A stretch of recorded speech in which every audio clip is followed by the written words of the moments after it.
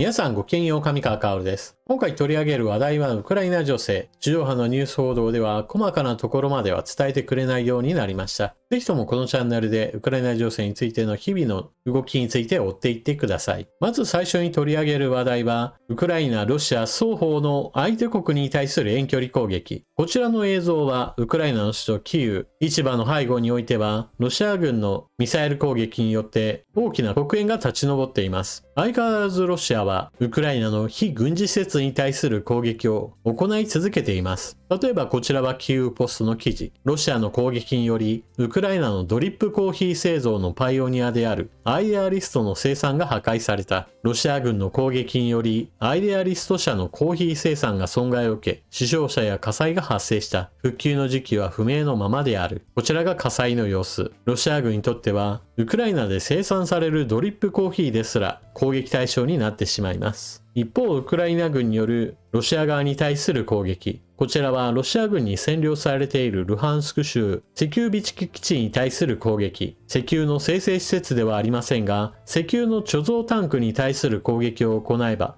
すでに保存されているものを破壊することができますし、今後の燃料補給にも障害を生じさせることができます。さらにこちらは、モスクワ州セルブホフの石油貯蔵庫に対する攻撃。こちらはウクライナ軍によるドローンによって火災が発生しています。さらに、ウクライナのドローンによるモスクワ周辺に対する攻撃が今回実施されたそうです。この攻撃にあたっては、モスクワ周辺にどれだけプーチン大統領が防空兵器を固めているか、そのことがわかるマップが公開されています。こちらはウクライナ側の公開情報を元にした分析チームが発表したもので、ウクライナ周辺における対空兵器の配置図です。配置方法には2つあります。まず第一に路上において対空ミサイルを積んだトレーラー等が配置されているパターン。そしてもう一つがタワーを建設し、その上に対空兵器を設置するというものです。この防空タワーの上に配置されている兵器としては、バーンツェリー S1 と呼ばれる兵器が配置されているのではないかと見られています。この様子については衛星写真で確認することができ、こうした公開情報を元にして、モスクワ周辺で防空タワーと呼ばれるようなものが整備されつつあることを示しています。ちなみにこちらが大型の防空兵器である S400。こちらの方もかなりの数がモスクワ周辺に配置されているとのことです。ただし、これら大型の防空兵器とは別に、動き回る防空部隊としては、左の写真のような兵士たちがいるようです。大型車の荷台に機関砲を搭載し、飛来するドローンを狙うというようなものでしょう。ただかなり急ごしらえな感じで、この兵士がちょっと役立つようには見えません。なお、このように防空兵器が大量に密集している地域というのは他の地域ではありません。その他ちょっと目立つところでは、プーチン大統領の自分の住居付近には多くの防空兵器が配置されていると言われていますから、ロシアという国家というよりも、いかにプーチン大統領の身辺を守るかに防空兵器がどれだけ割り当てられているかがわかります。なお、このようにモスクワ周辺に防空兵器が集中的に配置されているというのは、ロシア側の軍事ブロガーらの間でも不評です。というのも、ウクライナ軍が飛行機型のドローンを使って、ロシア各地の石油貯蔵庫や石油精製施設、天然ガス関連の施設などに対する攻撃を行い、それらがかなり成功しています。この背景となっているのが、防空兵器がモスクワ周辺にばかり集められていて、戦略資源を守るために使われていないじゃないかという批判があるからです。また、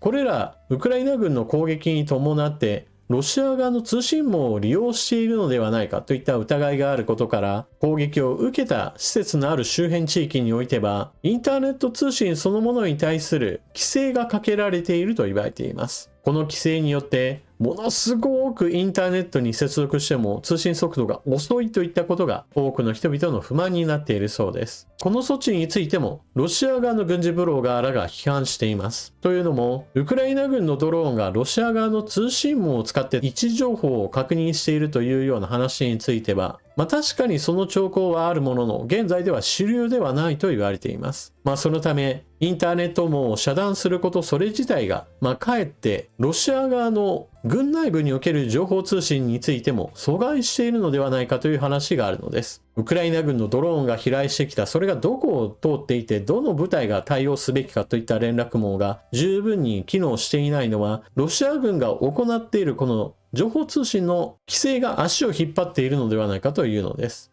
そういった意味では自分で自分の足を引っ張っているわけですから、自業自得という面もあって、このような足を引っ張り合う状態といったものはもっと長く続いてほしいものです。ただし、じゃあ規制をしないでインターネット網というものを今まで通り普通に使えるようにすると、今度は改めてウクライナ側が利用するかもしれません。ですから、ウクライナ軍による攻撃といったものはそのようにして人々の生活そのものにも影響を与えるし、またそれによる経済活動の低下にもつながるわけです。ですから攻撃の結果としてどこかの施設に対する攻撃が成功失敗だけではなく、攻撃を行うことそれ自体もその地域に対する影響を与えることにもなるわけです。ちなみにロシアによるウクライナ本国に対する攻撃によってやめないんだったら私たちもやるぞといった形でウクライナ側もロシアに対する攻撃を行っています。そのような反撃作戦が集中的に行われているのがロシアのベルゴロド州です。2022年のロシア軍による本格的な侵攻以降、ウクライナ側の大都市であるハルキウは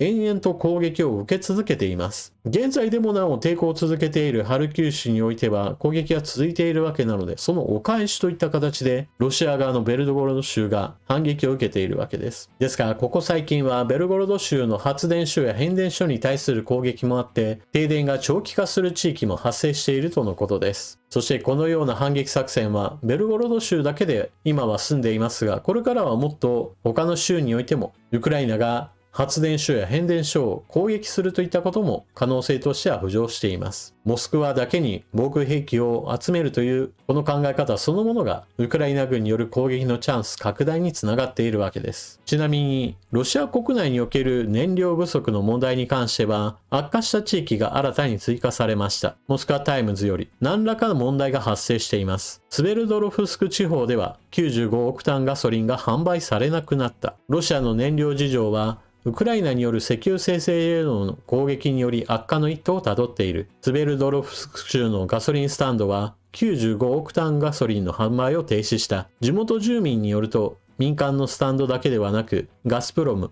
ロスネフチ、ルクオイルが運営するガソリンスタンドでも給油が不可能だという。私たちの町では燃料供給に何らかの問題が発生しています。今朝3つのガソリンスタンドを回りましたがガソリンが売り切れていましたと住民は語った。別の住民は多くのドライバーがガソリンを探してぐるぐる回っているが見つからないと報告した。あるガソリンスタンドでは石油貯蔵庫にも燃料がないため誰もが悲しそうな顔をして座っていると言われたという。ちなみにこの話に出てきたスベルドロフスク州というのはロシア中部の州です。以前から皆さんにお伝えしていますが、燃料不足というものはロシア全域で発生しているわけではなく、まず地方部において発生しています。例えば、現在ロシア軍が占領しているウクライナの地方、そしてもう一つが極東地域の大都市から離れた地方においてはかなり見捨てられた地域といったものが発生しています。続いて、アメリカによるロシアに対する制裁の影響、続報。タンカー会社は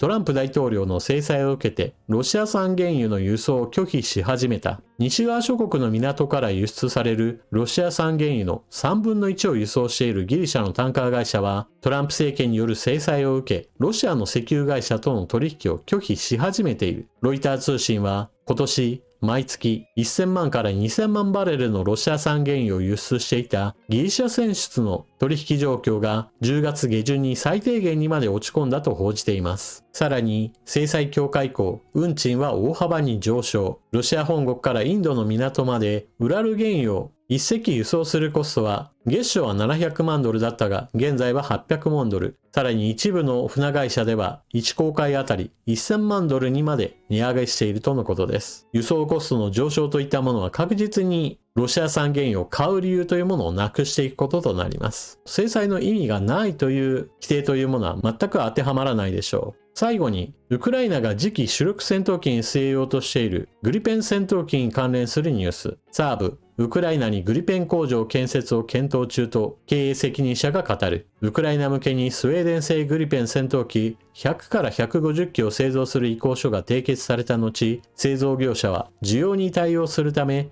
ウクライナに組み立て工場を検討していると報じられている。ただしこの記事で報じられている内容なのですが、今現在の戦闘状況において、さあ、ウクライナに組み立て工場を建てようという話ではなく、休戦状態に入った後を想定しての工場建設検討だとのことです。現在サーブ社は年間18機程度の生産能力を保有しており、ウクライナが求めているような100から150機のグリペン戦闘機を求めているのには、どうしても生産能力は足りません。そうしたこともあって、今後生産を伴う売買契約が実際に結ばれた後においては、生産能力を拡大し、状況によっては生産工場そのものをウクライナにも建てようという話です。具体的な話が進んでいるというのは非常に良い兆候だと言えるでしょう。あとは実際に生産契約にこぎつけるための資金のめどをどのように立てるかが重要です。ロシアがウクライナに対する遠距離攻撃を2022年以降ずっと繰り返しているのに対して、ウクライナもまたロシア本国に対する遠距離攻撃を本格化させる能力を獲得しつつあります。そしてロシアの首都モスクワ周辺に対するドローンが飛んでいくことにより、ロシアもまた防空体制を整えることの困難さに直面することでしょう。